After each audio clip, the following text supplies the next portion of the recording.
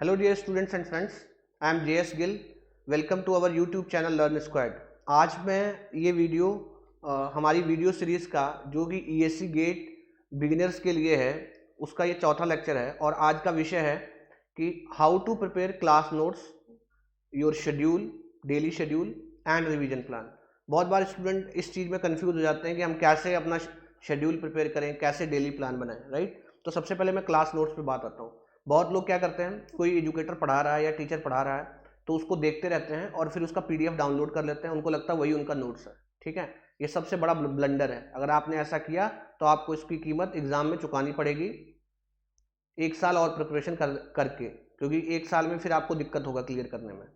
आज मैं इस टेक माई वर्ड सीरियसली, और ये जो आप पीडीएफ और दूसरे टॉपर्स का नोट से पढ़ते हैं ना, इससे कुछ नहीं होता। आज मैं इसी चीज़ पे बात करने वाला हूँ कि ऐसा क्यों। देखिए, आपके जब आप काम करते हो तो आपका ब्रेन दो स्टेट में होता है, एक्टिव रिकॉल, पैसिव रिकॉल। कभी आप देखना कि जो आदमी रट्टा मारता है वो कैसे मारता है, वो जोर जोर से चिल्ला चिल्ला के बोलेगा, ठीक है ना, या लिख लिख के याद करेगा। इसको बोलते हैं एक्टिव रिकॉल। ऐसा करने से आपका जो ब्रेन है वो एक्टिव रिकॉल स्टेट में होता है, और जब भी आप एक्टिव रिकॉल करेंगे, जो चीज़ आप एक्टिव रिकॉल में करेंगे वो आपको लंबे समय तक याद रहने वाला है। आप हमेशा देखें, आप किसी लोगों को याद करना होता है तो पढ़ पढ़ के बोल बोल के दूसरों को सुनाता है, ठीक है ना। कुछ लोग पढ़ते रहते हैं, तो आप देखो, कभी आप मन में पढ़ते रहो और कभी बोल बोल के पढ़ते रहो। अगर आप बोल बोल के पढ़ोगे तो आपको वो चीज़ ज़्यादा समय तक याद रहेगी, क्योंकि वो आप धीरे धीरे आपके सबकॉन्शियस माइंड में चली जाती है, ठीक है ना। आपको एक्टिव रिकॉल करना है, पैसिव रिकॉल नहीं करना। अब आपने एजुकेटर पढ़ा रहा है, आप उसको सुन रहे हो, ठीक है, बाद में आपने पीडीएफ डाउनलोड किया, आप पैसिव रिकॉल स्टेट में हो, ठीक है ना। ये चीज़ आपको बहुत जल्दी भूलने वाली है, इसलिए क्लास नोट्स हमेशा खुद के प्रिपेयर्ड होना चाहिए। Don't use somebody else note, ठीक है। टीचर पढ़ा रहा है, वो अपनी स्टाइल में पढ़ा रहा है, उसको उसका जो पीडीएफ है वो आपका नोट्स नहीं है, आपको नोट्स खुद लिखना है। कई चीज़ें होंगी जो टीचर ने लिखी नहीं होगी, बोल के तुम्हें समझाया होगा, क्योंकि टीचर जितना चीज़ समझाता है सब कुछ लिखता नहीं है, कुछ बोलता भी है, ठीक है। तो आप टीचर का दिया हुआ पीडीएफ या टॉपर्स का नोट्स को एज अ रेफरेंस यूज कर सकते हो, बट वो आपके फाइनल नोट्स नहीं है। आप जब भी क्लास कर रहे हैं, ध्यान रहे साथ साथ में आप नोट जरूर करें। इसलिए नहीं कि वही चीज़ आपको दूसरे के नोट में मिल जाएगी, क्योंकि आप एक्टिव रिकॉल स्टेट में आपको रहना है। अगर आप पढ़ते समय लिख रहे हो तो आपका जो चीज़ें आप सीख रहे हो वो धीरे धीरे आपका स्टेबल मेमोरी में चला जाएगा और वो आपको लंबे समय तक याद रहेगा। तो ध्यान रहे, नोट्स खुद का बनाना है। टीचर पढ़ा रहा है, आप नोट्स बनाइए। और बहुत बार अगर टीचर तेज पढ़ा रहा है, आप लिख नहीं पा रहे, तो आप टीचर से रिक्वेस्ट करो कि हमें क्लास के साथ साथ ही नोट्स बनाना है, बाद में नोट्स नहीं बनाना है, क्योंकि वो एक लर्निंग का हिस्सा है। नोट्स बनाना एक लर्निंग का हिस्सा है। जब आप लिखते हो तो जो चीज़ें आप समझ समझ के लिखते हो वो आपको ज़्यादा देर तक याद रहती हैं, ये आप चीज़ ध्यान रखें।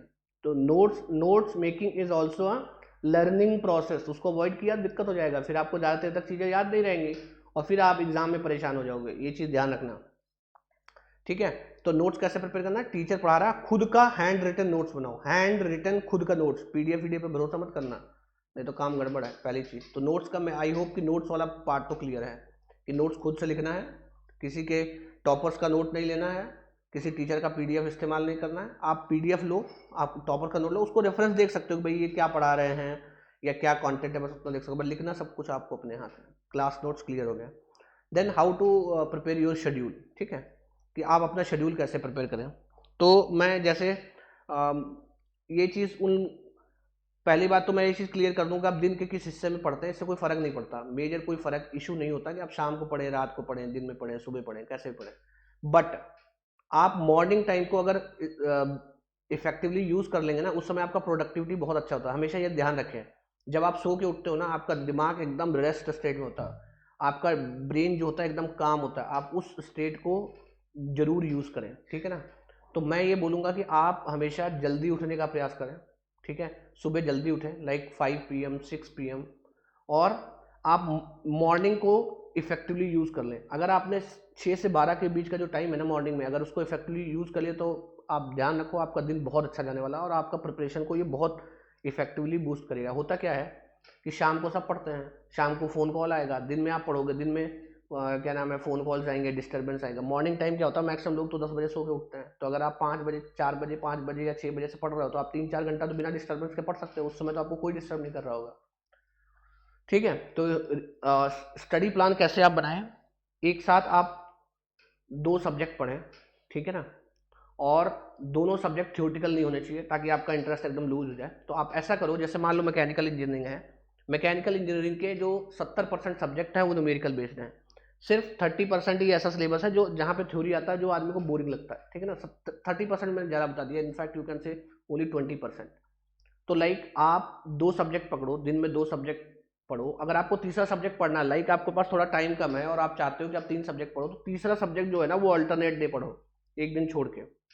फॉर एग्जाम्पल, आपने 2 सब्जेक्ट पकड़ लिया, मान लो आपने थर्मो एफएम पकड़ लिया या सॉम एफएम पकड़ लिया या थर्मो हीट ट्रांसफर पकड़ लिया, कुछ पकड़ लिया, ठीक है, 2 सब्जेक्ट पकड़ लिया। आप इन 2 को पढ़ रहे हो, आपको प्रोडक्शन भी करना है, ठीक है।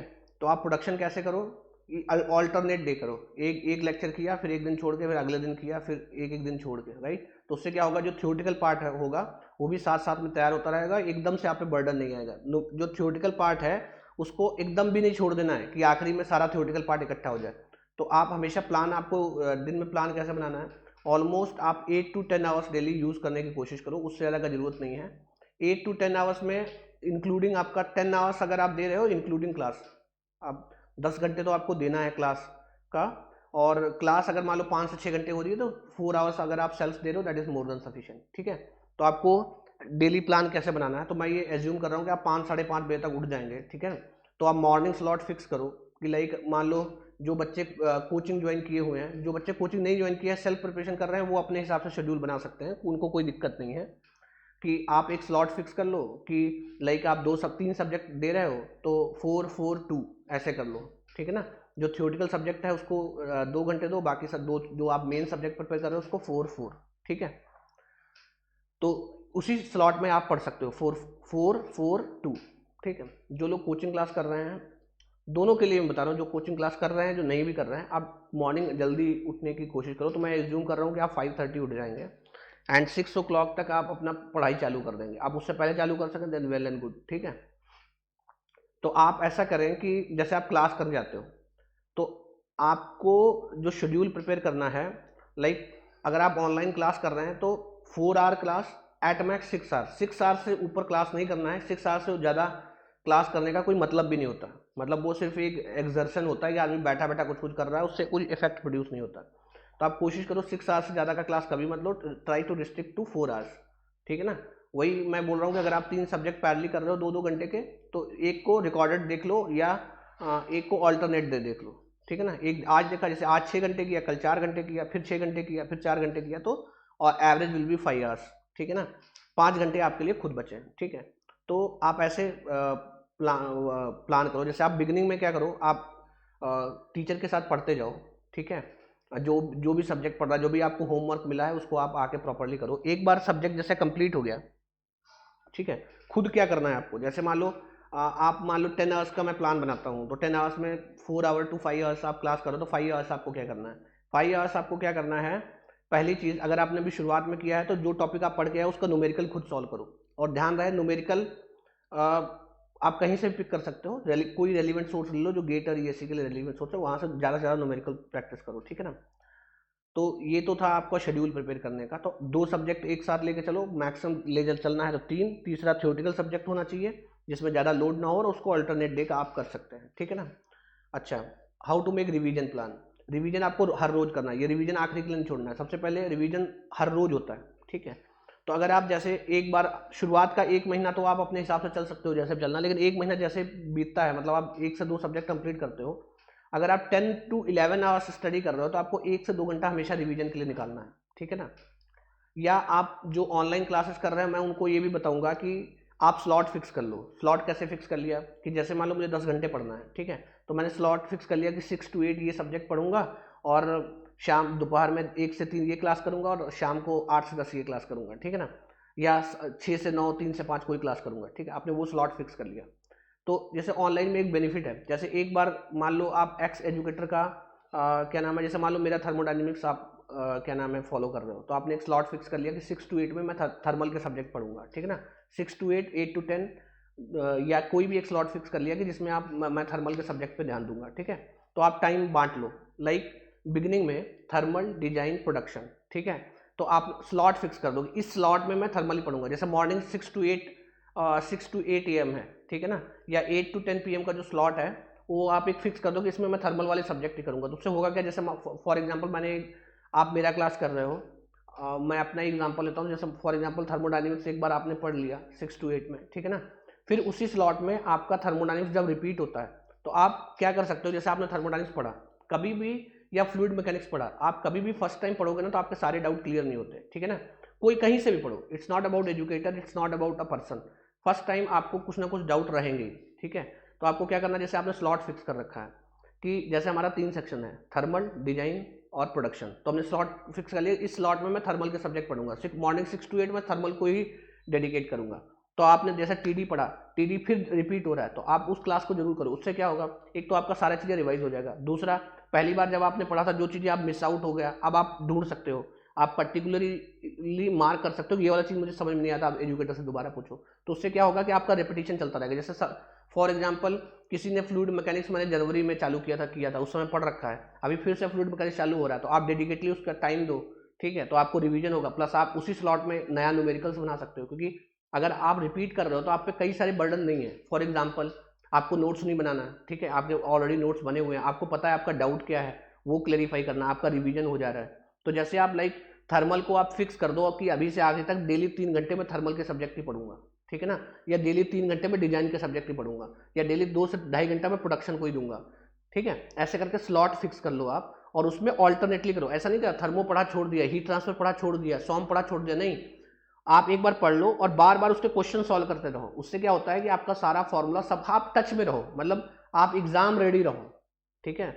सो आपको उस हिसाब से अपना प्लान बनाना है। तो रिवीजन करने के लिए बेस्ट होता है कि जैसे ही आपका सब्जेक्ट कंप्लीट हो, जैसे ही आप पुराने क्वेश्चन लगा लो, जब आपको लगे कि आपका एक कंटेंट तैयार हो गया सब्जेक्ट का, आप उसको 5-6 पन्नों में उसके फॉर्मूले, उसके की कॉन्सेप्ट समराइज करके लिख लो, ताकि आप फ्यूचर में उसको कभी भी यूज कर सको, ठीक है ना। तो ये तो हो गया शॉर्ट नोट्स बना के रिवीजन करते रहना, और रिवीजन डेली करते रहना है, ठीक है। तो ऑनलाइन में आपको बेनिफिट है कि सब्जेक्ट्स रिपीट हो रहे हैं, तो जैसे आपने मान लो जनवरी में फ्लूइड मैकेनिक्स किया और अगस्त में आके फिर से फ्लूइड मैकेनिक्स आ रहा है, तो आप क्या नाम है, फिर से फ्लूइड मैकेनिक्स एक बार रिपीट कर दो, तो आपका रिवीजन का जो बर्डन है वो खत्म हो गया, आपको पे रिवीजन का बर्डन नहीं है, ठीक है ना। तो ये चीज़ आप ध्यान रखें कि आपको मल्टीपल टाइम सब्जेक्ट आप रिपीट करो। जैसे आपने स्लॉट फिक्स कर लिया, वो 4 घंटे मुझे थर्मल के सब्जेक्ट पे ही ध्यान देना है, ठीक है ना, thermo, HMT, FM, power plant, RAC, IC, ठीक है, आपने फिक्स कर लिया कि डेली 3 से 4 घंटे में इन्हीं सब्जेक्ट पे ध्यान दूंगा। फिर आपने एक स्लॉट फिक्स कर लिया डिजाइन का कि सॉम, टॉम, इंजीनियरिंग, मैकेनिक्स और डिजाइन, इसके लिए एक मैं ये स्लॉट है, इसमें मैं यही पढ़ूंगा। तो सबसे बेस्ट तरीका क्या होता है कि आप मल्टीपल टाइम सब्जेक्ट जो है रिपीट कर लो, तो आप पे रिवीजन का बर्डन ही खत्म हो जाएगा कि आपको रिवीजन खुद करना है, ठीक है।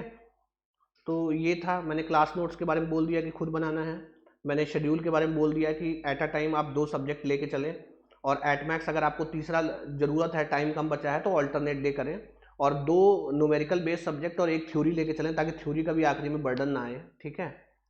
और क्या नाम है, जो सब्जेक्ट है आप स्लॉट जो ऑनलाइन क्लासेस कर रहे हैं स्पेशली, वो अपना स्लॉट फिक्स कर सकते हैं कि इस स्लॉट में मैं ये वाले सब्जेक्ट पढ़ूंगा, ठीक है ना, 3 घंटे में डेली थर्मल के सब्जेक्ट दूंगा, क्योंकि थर्मल का ही इटसेल्फ, अगर आप थर्मल को मास्टर कर लिया तो इटसेल्फ ये गेट में 30-40 नंबर का आपका जो कंटेंट है वो रेडी है।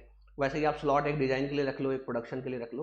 प्रोडक्शन को आप हमेशा ध्यान रखो, प्रोडक्शन को शुरुआत में कम और आखिरी में ज़्यादा समय देना है, क्योंकि प्रोडक्शन एक ऐसी चीज़ है जो भूलता बहुत है, तो इसलिए उसको आखिरी में ज़्यादा समय देंगे तो ज़्यादा बेटर है, रेदर देन कि अभी से जो टाइम ज़्यादा दें। तो शुरुआत में आप थर्मल डिजाइन पे फोकस करो और एंड में आप प्रोडक्शन को ज़्यादा बेटर दो। शुरुआत में प्रोडक्शन को निगलेक्ट नहीं करना है, आप रखो, ऑल्टरनेट डे कर लो, या 2 घंटे का एक स्लॉट उसको प्रोडक्शन को दे दो, तो इससे क्या होगा कि आपका एरियाज बूस्टअप होंगे। ऐसा नहीं कि सॉम खत्म हो गया डाल दिया, आपको रिगरस कंटिन्यूस प्रैक्टिस करना है। सॉम आज आपका खत्म हुआ, आपको थ्रू आउट क्वेश्चन बनाते जाना है, उससे क्या होगा, आप टच में रहोगे और आपका लेवल इंप्रूव होता जाएगा, ठीक है ना।